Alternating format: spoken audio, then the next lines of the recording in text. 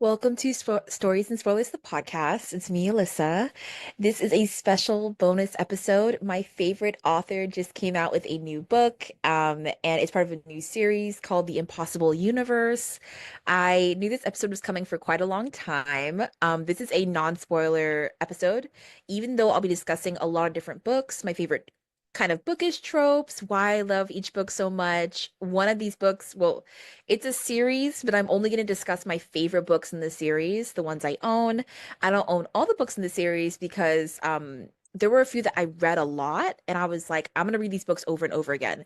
And some of the books in the series I may not read all over like all the time. So I only purchased the ones I knew I was going to read all the time. That might be weird flex, but like it works for me.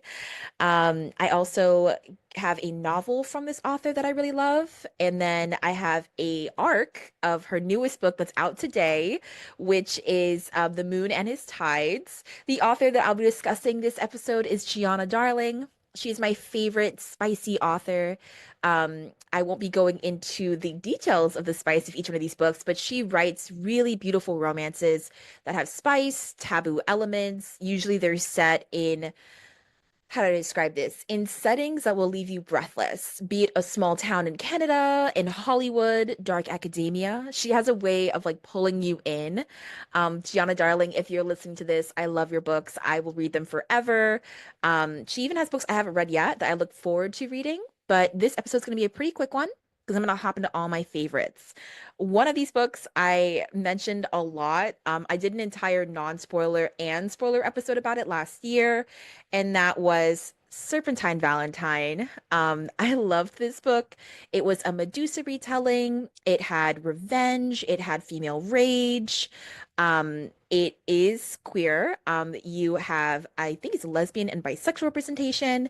You have a character who's discovering their sexuality, and one character who knew from the very beginning they were gay. And in this story, you follow Luna, and it's kind of interesting how you meet her. Her mom is the principal at this like massive college.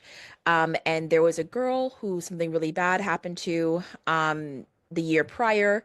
She comes back to the college, and that's Lex. And long story short, Lex has come back to finish her education, but also to get revenge against the person who essayed her and hurt her. And part of her revenge is to bring down someone in the school who didn't believe her and shamed her publicly. And that person is connected to Luna. So she's kind of like a I'll make you fall in love with me, but I have like other motives. It is definitely a dark romance. All these books could definitely fall into the category of a dark romance. Dark considering whatever you're comfortable with. The way I see it, Gianna writes romances that have really complex characters that will make you kind of look into each chapter and fall in love with them, but also question their motives and why these two characters are going to fall in love and what is pulling them together or possibly pulling them apart. So I loved Serpentine Valentine. If you want to hear a deep dive episode, you can go back to season one. I have a non-spoiler one where you can hear all my favorite parts. And then you can also hear the spoiler version where I dive into everything about this book. This is a special edition. The other edition is also gorgeous and I own it, but I currently loaned it out to a friend. But this one's mine. It also came with character art that's a little spicy, and it was super cute. So I super loved this. I looked for this puppy for so long, so I'm very happy to have it. All right, moving on. I'm gonna hop into one of my favorite series by Gianna Darling. This is the series that pulled me in from day one, okay? This is the Fallen Men series. Oh my God, I have been waiting to talk about this series on the podcast forever. I just knew that I needed to dedicate the time and the love it deserved. So let me know, listeners, if you want to hear a deep dive into each one of these books, because I can definitely do that. My deep dives cover my celebrity cast, maybe songs I like that are related to this book, my favorite quotes, my favorite tropes, my favorite scenes. If you want to deep dive into each one of these books, I will do that. I will gladly reread these puppies and do a deep dive. First things first, I want to dive into the first book the first book in this series that pulled me in right away, and that was Welcome to the Dark Side. This follows Zeus and Lulu, or Louise. Zeus is the head of the Fallen Men series, and he's like the head of the motorcycle crew in this Canadian small town romance situation. I don't want to give too much away. This book does have an age gap, as do a few of the other books in this series.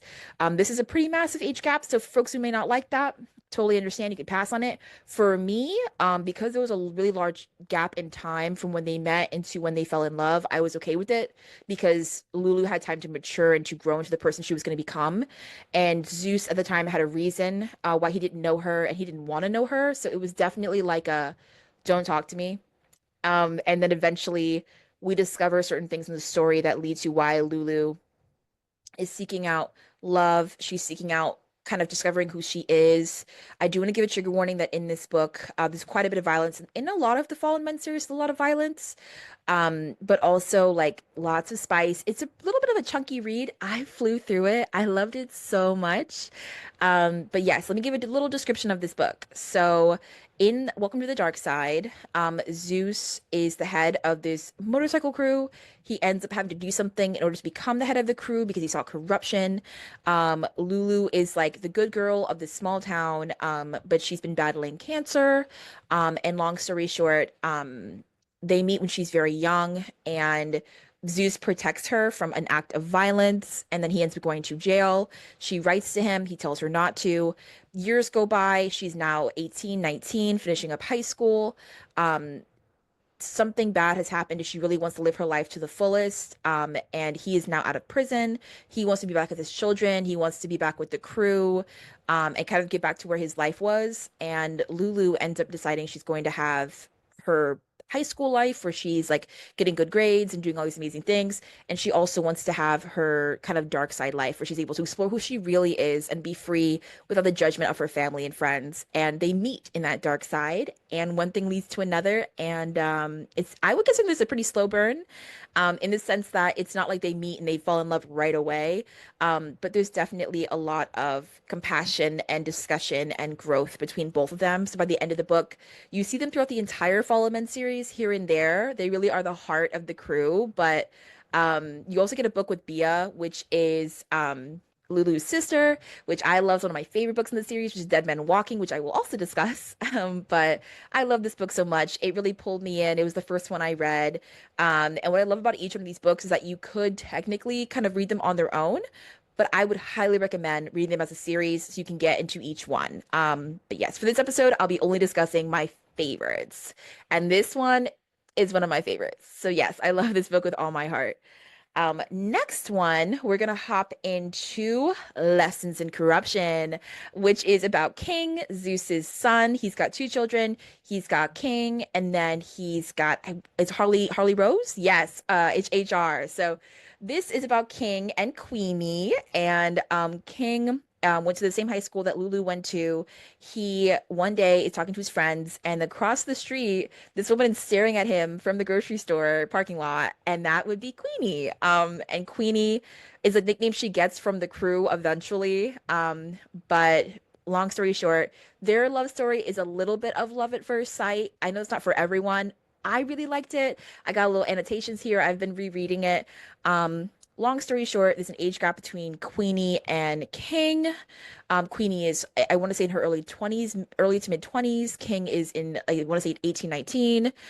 There is definitely discussion about that. She is not okay with that. He communicates how he feels. Once again, taboo, but I liked the discussion and I liked how Queenie is going through things of her own. I had never seen someone in a manipulative, emotionally abusive marriage before in a book, and I saw that with Queenie and the way that she was able to grow and kind of find out who she wanted to be and speak up for herself and push against these like expectations from her family and her ex-husband was so badass.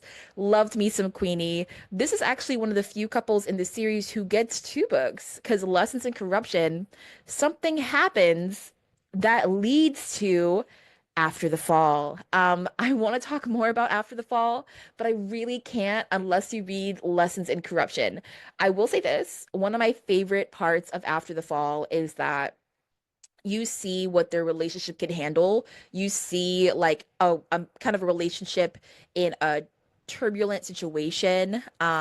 It's definitely dark, but when things get better, they get better. And it's just so good. Like it's amazing. If you end up loving Lessons in Corruption, read After the Fall because it also follows Queenie and King and everyone from the Fallen Men series. And I love it so much.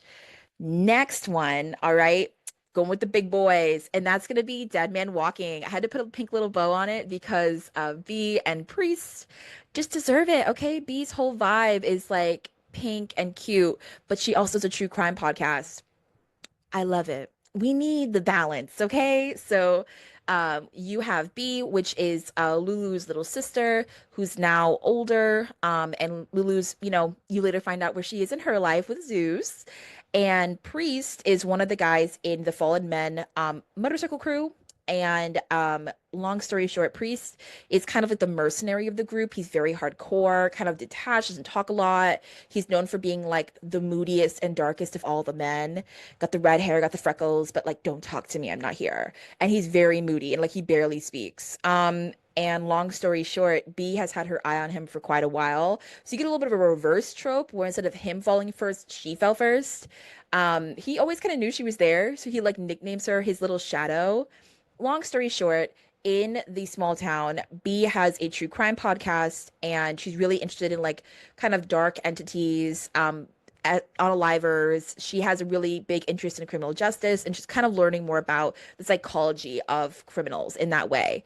And a criminal in this small town, who is tied to possibly the church, who has like a religious connection, ends up becoming obsessed with B, and he starts sending creepy messages, and Priest ends up protecting her, and one thing leads to another. It's a little bit of like a bodyguard situation, a little bit. And B has a huge crush on him. She has like a pet dove. Like she's so aesthetically wholesome, but her heart may be just as dark as Priest's. Mm-hmm.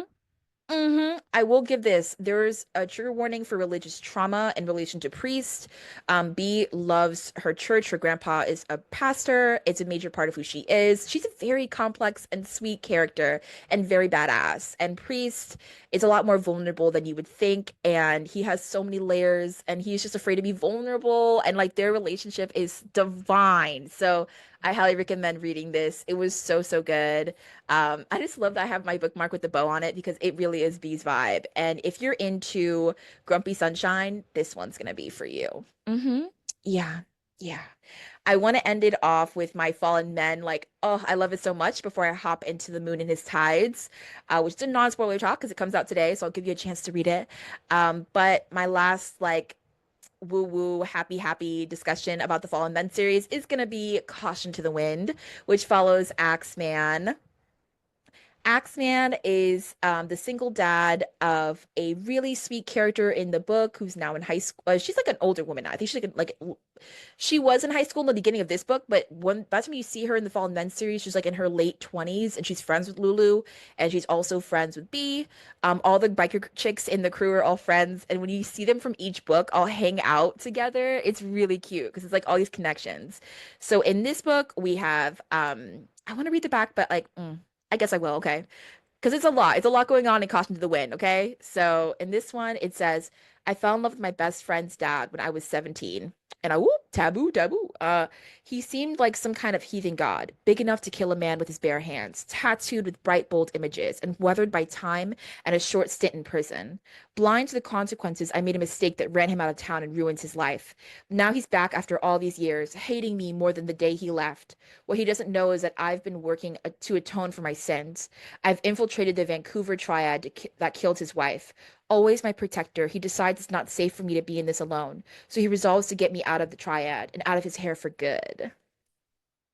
Okay, so this follows Axeman, and his love interest, which I'm tempted to talk about her, but I feel like it's gonna give something away low key, so I'm not going to. All I'm gonna say is that um there is a character in the book who has a best friend from her past, which is the love interest in Caution to the Wind, and you'll come to love her. And Axeman was in prison at one point for something you don't know about yet until you read the book. And he was always kind of in the background, like making jokes and this and that, very grizzled, very, I imagine him very like Viking-esque, you know? And he's just been raising his daughter on his own. Like when he got into the crew, his daughter was a teenager, and the crew took care of him and her, and Zeus took care of him and her, and she became friends with HR and stuff.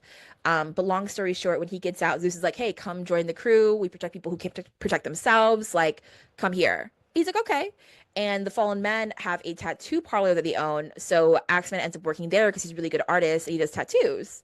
Long story short, the character in this book, they're both kind of artists when they meet. Like she sketches and he sketches, and she's in high school. Like she's the best friend of his daughter, and like he doesn't see her that way at all. It's definitely not reciprocated in the beginning by any means. But when he meets her again, once you discover why they're enemies to lovers, like once you discover why they he hates her the way he hates her, you're definitely gonna be torn. But the way that they end up like possibly falling in love again and like it doesn't happen very quickly. This to me is an enemies to lovers situation. Even if he only sees it as an enemies to lovers because he's really angry and hurt, there's a lot of anger, there's a lot of resentment, and they have to get through that. This book will keep you entranced the entire time. I could not stop thinking about this book after I finished it. I will definitely be rereading it before the next book in the series comes out. Gianna, please give us the next book. I am begging you. Now I'm going to hop into a little bit of a non-spoiler, love it, The Moon and His Tides. So, The Moon and His Tides follows Sebastian, who is a driver in the UK. He's from Italy, he's Italian. And long story short, he ends up driving this famous actor's wife. She's also, pretty established in her own right. He ends up driving this woman named Savannah around, and he also has written something that means a lot to him that he would like to see become a film maybe one day. He's also an aspiring actor, very good looking. And long story short, something happens. Savannah wants to read through the manuscript. She does, loves it. Her husband, who is a famous established actor in the UK and all over the world, he ends up reading through it. They want to make his film a movie, but they also may be interested in him as a person. So you also have a little bit of conflict you may see in a marriage. So some of the tropes in The Moon and His Tides is marriage in trouble, bisexual representation, why choose. This book, The Moon and His Tides, can be found on Kindle Unlimited right now. So if you have that, please go read it. It is so good. I was lucky enough to get an art copy from Giana Darling. I am so grateful because that book was amazing. And that's also part of a new series by Giana, which I mentioned earlier, which is The Impossible Universe. I cannot wait to see where the series goes. Honestly, after reading all these amazing books, I would read anything she writes. Like if I were to hold up this book stack, let me just show you.